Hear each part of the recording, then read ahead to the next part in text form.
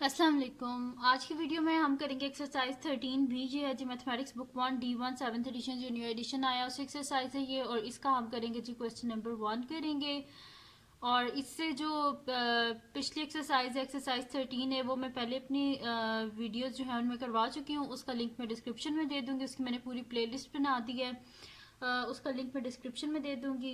अगर आपने अभी तक मेरा चैनल सब्सक्राइब नहीं किया तो उसको सब्सक्राइब कर दीजिए और बेल आइकन को लाजमी प्रेस कीजिएगा ताकि आपको न्यू आने वाली वीडियोस के बारे में पता चल सके। तो स्टार्ट करते हैं एक्सरसाइज 13 B। ठीक है, तो इसको स्टार्ट करते हैं। एक्सरसाइज 13 B इसमें हमारे पास गिवन है कि ये जो टेबल है ना, इसमें लिखी हुई ये जो टेबल है ये पैरेललोग्राम है, उसका टेबल है हमारे पास। ठीक है, जिसमें किसी जो ए पार्ट है उसमें हमारे पास बेस गिवन है, हाइट गिवन है और एरिया को हमने फाइंड आउट करना है। तो हमें अगर फार्मूला पता हो पैरेललोग्राम का तो हम इजीली फाइंड आउट कर सकते हैं। जैसे कि एरिया ऑफ पैरेललोग्राम हमारे पास क्या होता है, बेस इंटू हाइट। ठीक है, तो बेस और हाइट गिवन हो तो हम इजीली एरिया फाइंड आउट कर सकते हैं, या फिर एरिया गिवन हो तो उसको यूज करके हम बेस या हाइट को फाइंड आउट कर सकते हैं। ठीक है, तो सॉल्यूशन स्टार्ट करते हैं। पिछले कुछ दिनों से मैं जो है वीडियो इस वजह से रेगुलर नहीं अभी अपलोड कर सक रही थी क्योंकि मेरी तबीयत काफ़ी ख़राब थी और इसलिए थोड़ी बीच में से स्किप हो गई। लेकिन अभी भी काफ़ी सारे स्टूडेंट्स कह रहे थे कि उनके पेपर्स हैं, तो इस वजह से सोचा वीडियोस बना दूं कि आप लोगों के ज़्यादा से ज़्यादा मार्क्स आ जाएं। तो स्टार्ट करते हैं। अभी हमारे पास है फर्स्ट इसका ए पार्ट है, एक बेस हमारे पास गिवन है 12 सेंटीमीटर, हाइट 7 सेंटीमीटर है, एरिया हमने फाइंड आउट करना है। तो मैं यहाँ पे लिख देती हूँ सोल्यूशन में ए पार्ट है मेरे पास और इसमें लिख देती हूँ एरिया ऑफ पैरेललोग्राम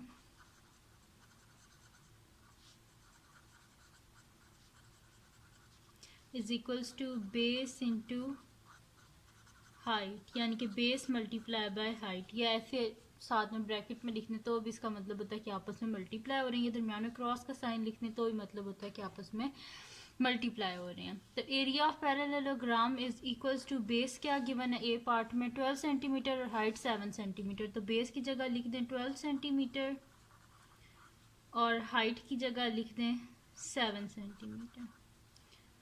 ठीक है जी, अब हम क्या करते हैं, इनको आपस में मल्टीप्लाई कर लेते हैं। 7 टू द 14, 4 1 carry 7 1 7 1 8, 84 centimetre into centimetre centimetre square. तो एरिया आ गया हमारे पास।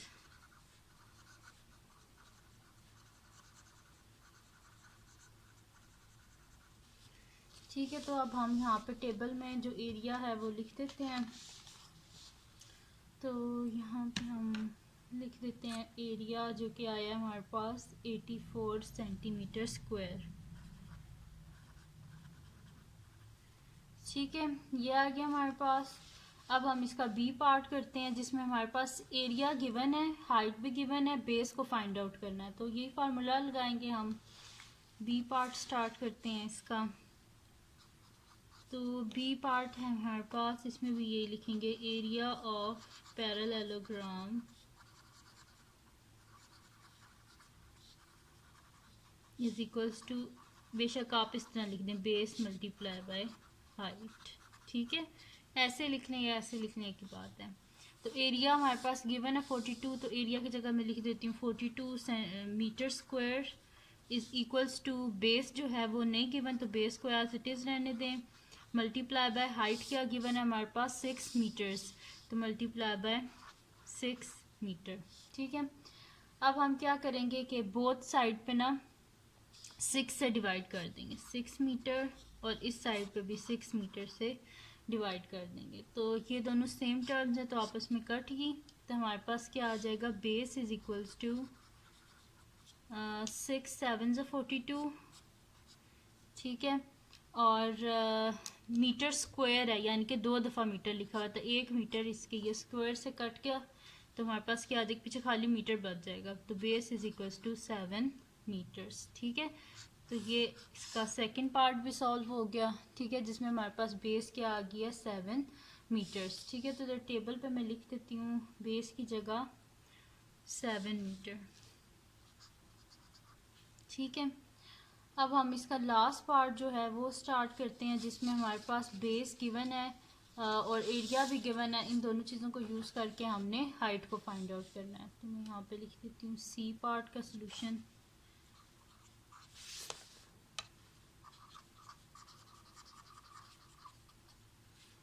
इसमें लिख देते हैं एरिया ऑफ पैरेललोग्राम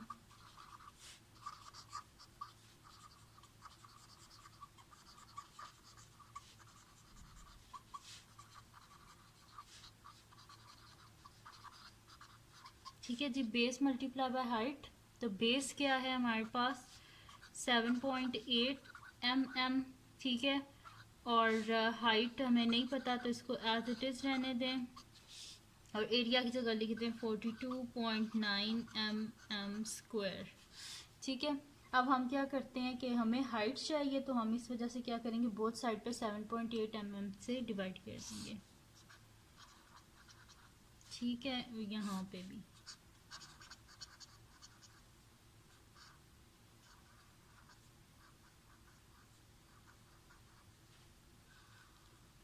ठीक है, बोथ साइड पे 7.8 m से हमने क्या कर दिया, डिवाइड कर दिया है।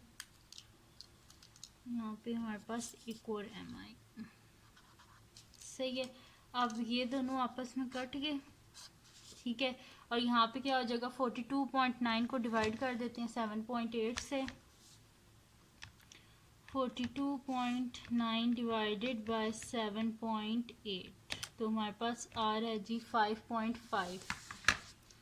तो मैं यहाँ पे लिख देती हूँ 5.5, और ये mm है, ठीक है, तो ये कट जाएगा इसके स्क्वायर से, तो हमारे पास आंसर क्या आ जाएगा 5.8 mm is equals to height. इसको मैं ऐसे लिख देती हूँ, हाइट इज इक्वल्स टू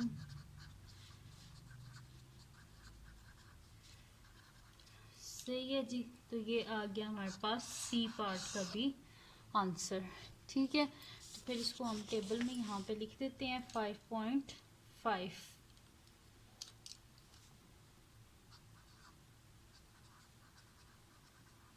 ठीक है जी, तो ये सॉल्व हो गया हमारे पास पूरा इसका टेबल, क्वेश्चन नंबर 1 का कंप्लीट हो गया है।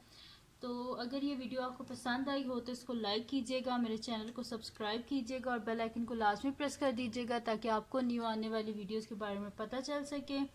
और अपने फ्रेंड्स के साथ भी इस वीडियो को शेयर कीजिएगा और उनको भी बोलिएगा सब्सक्राइब कर दें, और अपनी दुआओं में मुझे लाजमी याद रखिएगा। और अगर आपको कोई कन्फ्यूजन हो किसी क्वेश्चन में तो मुझे कमेंट सेक्शन में आप बता दिया करें, तो जब भी मैं देखूंगी और मैं आपको वहाँ पे जवाब दे दिया करूँगी। ठीक है, तो अपनी दुआ में याद रखिएगा। अल्लाह हाफ़िज़।